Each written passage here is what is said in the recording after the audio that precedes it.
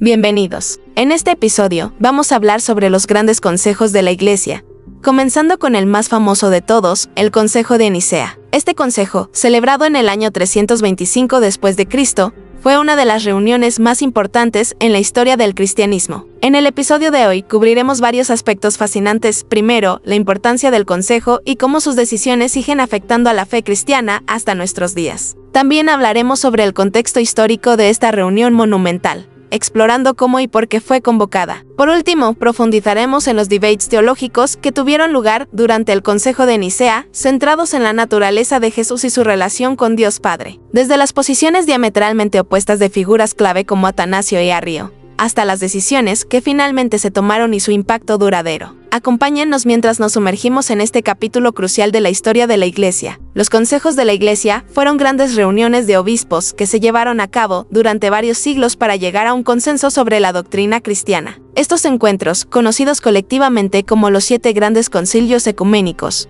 fueron fundamentales para establecer y clarificar las creencias y prácticas de la fe cristiana. La razón principal de estos concilios era resolver disputas teológicas y doctrinales que surgieron en el seno de la Iglesia primitiva. Imagina un mundo lleno de diferentes interpretaciones sobre quién era Jesús, cuál era su verdadera naturaleza y cómo debía ser comprendida la relación entre Dios Padre, el Hijo y el Espíritu Santo. Todo esto en un contexto donde la comunicación y el acceso a información eran limitados en comparación con hoy en día. El primer concilio, y quizás el más conocido, fue el Concilio de Nicea en el año 325 d.C., bajo el auspicio del emperador romano Constantino. Este concilio tuvo un impacto profundo y duradero, ya que produjo el credo niceno, que definió la naturaleza de Cristo, de manera que, hasta hoy, continúa siendo recitada en muchas misas dominicales alrededor del mundo. Este evento marcó el inicio de una serie de reuniones donde los líderes de la Iglesia abordaron temas cruciales para el cristianismo. Cada concilio se celebró en respuesta a una necesidad urgente de unidad doctrinal frente a la diversidad de creencias que existían en el vasto y variado mundo cristiano. Por ejemplo, además del Concilio de Nicea, se llevaron a cabo otros concilios como el de Éfeso y el de Calcedonia,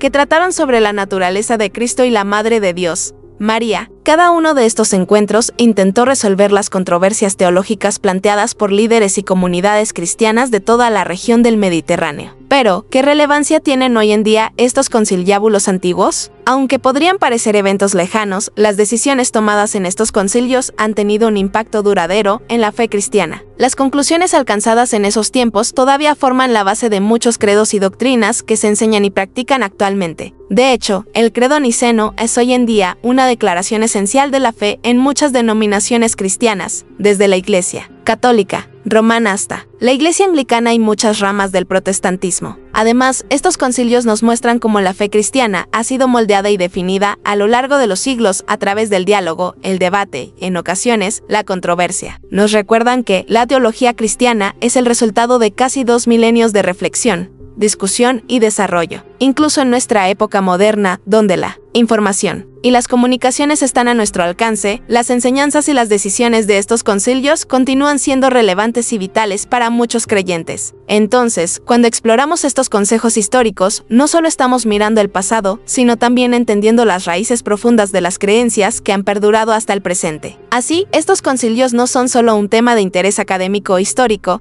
sino una parte fundamental de la vida y la fe de millones de personas en el mundo actual. En resumen, los concilios de la Iglesia fueron hitos cruciales en la historia del cristianismo, ya que permitieron a la Iglesia primitiva consolidar y unificar sus enseñanzas doctrinales. Aún hoy, sus decisiones siguen influyendo en cómo muchos cristianos comprenden su fe y su relación con Dios. El Consejo de Nicea se llevó a cabo en el año 325 d.C. en la ciudad de Nicea, ubicada en la actual Turquía. Este importante evento fue convocado por el emperador Constantino, quien buscaba unificar y consolidar la fe cristiana bajo un conjunto común de creencias. Como punto de encuentro, Nicea se situaba estratégicamente en el centro del Imperio Romano, lo que permitía un acceso relativamente fácil para los obispos provenientes de todas partes del imperio. En el proceso de convocatoria, más de 1000 obispos fueron invitados a participar en este gran consejo. Sin embargo, finalmente asistieron alrededor de 318 obispos, junto con sus asistentes, presbíteros y diáconos, lo que resultó en una concurrencia considerablemente grande. Este grupo diverso incluía representantes de lugares tan distantes como Britania,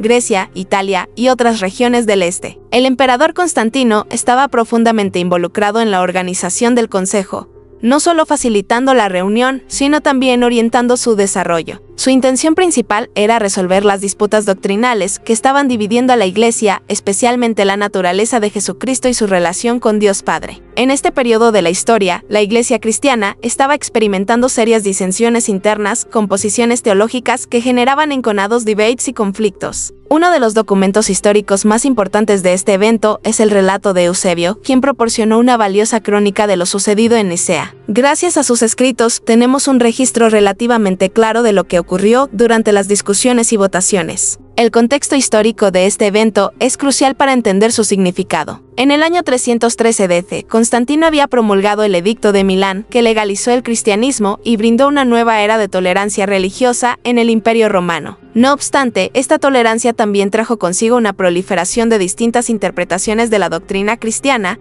lo que hacía más urgente la necesidad de unificar las creencias. La logística de reunir a tantas personas de diferentes partes del imperio también fue una hazaña notable, considerando los medios de transporte y comunicación disponibles en aquella época. Los obispos que llegaron a Nicea tuvieron que enfrentarse no solo a largas distancias, sino también a los desafíos de participar en debates teológicos de gran complejidad. El Consejo de Nicea no solo fue una reunión de líderes religiosos, sino también una manifestación del creciente poder e influencia de la Iglesia dentro del entramado político del Imperio Romano. La presencia y el apoyo activo del emperador Constantino subrayaron la importancia del Consejo y marcaron un precedente en la interrelación entre la Iglesia y el Estado. En conclusión, el Consejo de Nicea fue un evento histórico trascendental que no solo buscó resolver disputas doctrinales, sino que también reflejó la consolidación del cristianismo como una fuerza unificadora dentro del vasto Imperio Romano. Su relevancia y las decisiones que allí se tomaron continúan influyendo significativamente en la fe cristiana hasta el día de hoy. El debate teológico en el Consejo de Nicea fue intenso y complicado, pues estaba en juego la comprensión fundamental de la naturaleza de Jesús y su relación con Dios Padre. Dos figuras principales emergieron como los defensores de las posiciones opuestas: Atanasio y Arrio. Atanasio, un prominente obispo de Alejandría, sostenía que Jesús era de la misma substancia que Dios Padre. Este concepto, expresado mediante la palabra griega homoousios, implica que Jesús no solo era divino, sino que compartía la misma esencia y ser que Dios. Esta doctrina se construía sobre la idea de que Jesús y Dios Padre eran coeternos y coiguales. Para Atanasio, cualquier otra comprensión ponía en riesgo la unidad y la divinidad de la Santa Trinidad. Por otro lado, Arrio, un presbítero también de Alejandría, tenía una visión significativamente diferente. Mientras que Arrio no negaba la divinidad de Jesús, argumentaba que Jesús había sido creado por Dios y, por lo tanto, no era eterno. Su famosa frase, "hubo un tiempo en que Él no existía", reflejaba su creencia de que, aunque Jesús era el ser más elevado y el primero de toda la creación,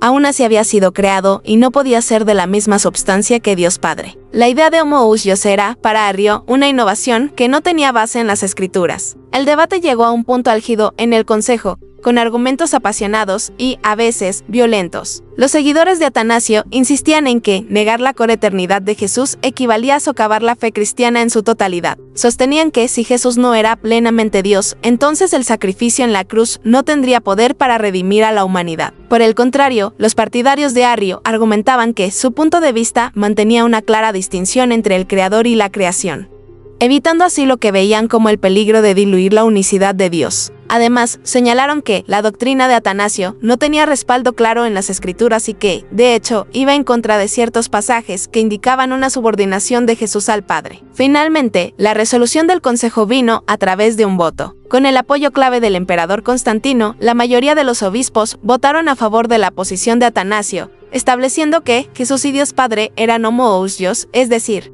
de la misma substancia. Esta decisión se formalizó en el Credo de Nicea, que articula de manera clara y detallada la divinidad de Jesús y su coeternidad con el Padre. El impacto de esta decisión fue profundo y duradero. Los defensores de la visión de Arrio fueron exiliados y sus obras condenadas, pero el debate sobre la naturaleza de Jesús continuaría en diversas formas en los siglos siguientes. La definición de Nicea sentó las bases para la ortodoxia cristiana, aunque también dejó preguntas y controversias que siguen siendo objeto de estudio y discusión teológica hasta el día de hoy. El Consejo votó mayoritariamente a favor de la posición de Atanasio, declarando que Jesús y Dios Padre eran del mismo ser o substancia. Esta conclusión fue formalizada en el Credo de Nicea, que sigue siendo recitado en muchas iglesias cristianas hoy en día. Vamos a explorar las repercusiones de esta decisión y las controversias que surgieron a partir de ella. Primero, repasemos qué significa que Jesús y Dios Padre sean del mismo ser, o como se dice en griego, homoousion. Este término declaró oficialmente que tanto el Padre como el Hijo compartían la misma esencia divina. Esta decisión fue una victoria para quienes defendían la plena divinidad de Jesús,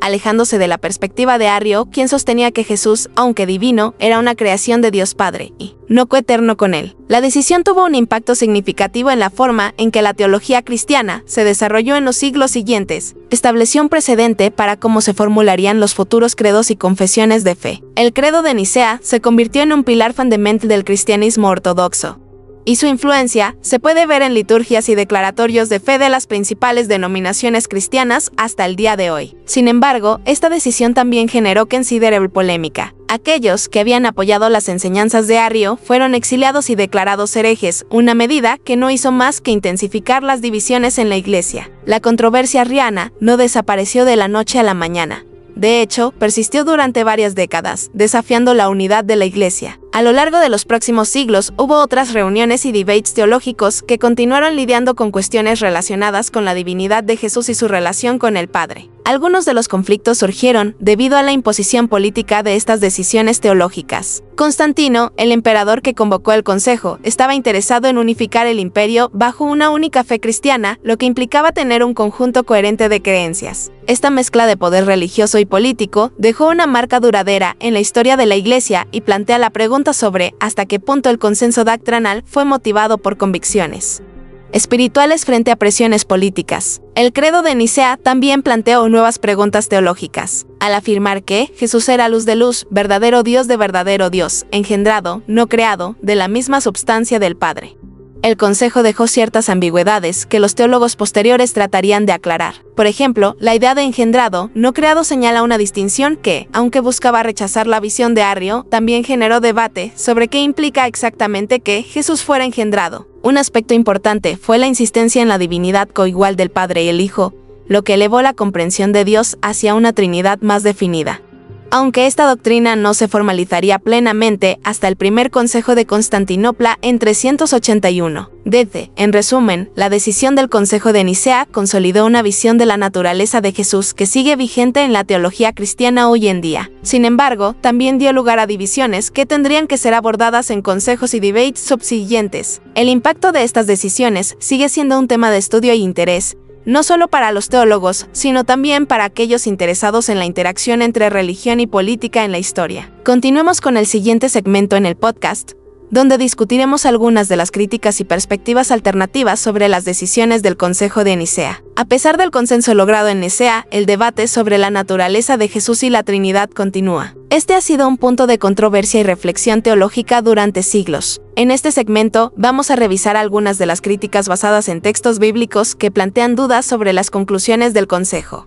Y exploraremos estas perspectivas desde un enfoque histórico y teológico. Primero, es importante mencionar que uno de los puntos más debatidos es el propio testimonio de Jesús en los evangelios. Por ejemplo, en el Evangelio de Marcos, capítulo 10, versículos 17 a 18, un hombre llama a Jesús buen maestro y Jesús le responde, ¿por qué me llamas bueno? Nadie es bueno, sino solo uno, Dios. Este pasaje ha sido interpretado por muchos estudiosos como una declaración de que Jesús no se consideraba a sí mismo como Dios, sino que reconocía la bondad y divinidad exclusivamente en Dios Padre. Otra crítica proviene del Evangelio de Juan, capítulo 14, versículo 28, donde Jesús dice, «El Padre es mayor que yo». Para muchos, esta declaración sugiere una desigualdad entre Jesús y Dios Padre que contradice la idea de consustancialidad proclamada en Nicea. Si uno es mayor que el otro, entonces no pueden ser iguales en divinidad y eternidad. Además, en el Evangelio de Juan, capítulo 17, versículo 3, Jesús ora diciendo, esta es la vida eterna, que te conozcan a ti, el único Dios verdadero, y a Jesucristo, a quien has enviado. Aquí, Jesús parece diferenciar claramente entre Dios como el único verdadero,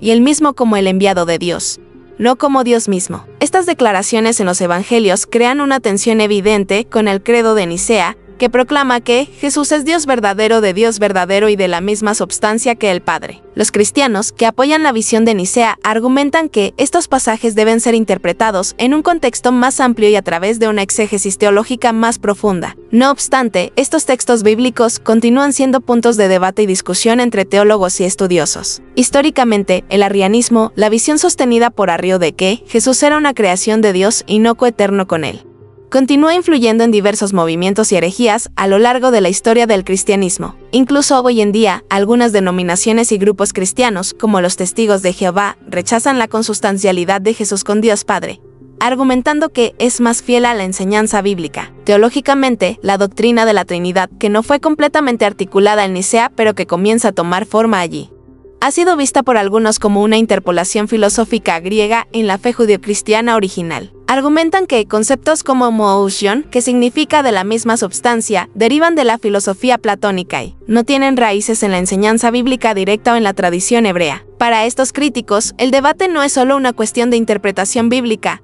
sino de cómo la filosofía y el contexto cultural influyeron en la formación de la doctrina cristiana. A pesar de estas críticas, la visión trinitaria y la definición nicena de la divinidad de Jesús siguen siendo la ortodoxia en la mayor parte del cristianismo mundial, para aquellos que creen firmemente en estas doctrinas.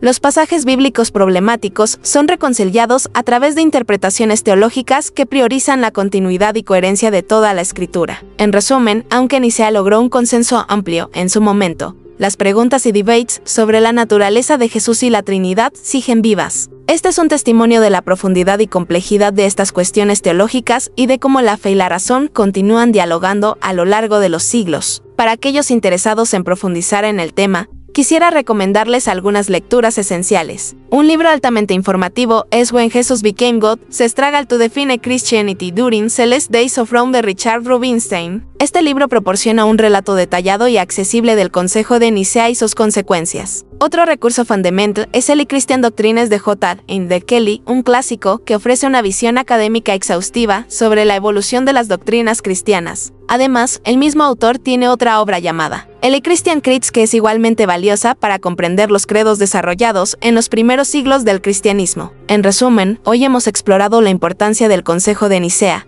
su contexto histórico y los debates teológicos que lo definieron. Esperamos que esta discusión haya sido de su interés. Gracias por acompañarnos en este episodio. Nos veremos en el próximo capítulo, donde continuaremos nuestra exploración de los grandes consejos de la Iglesia. Hasta la próxima.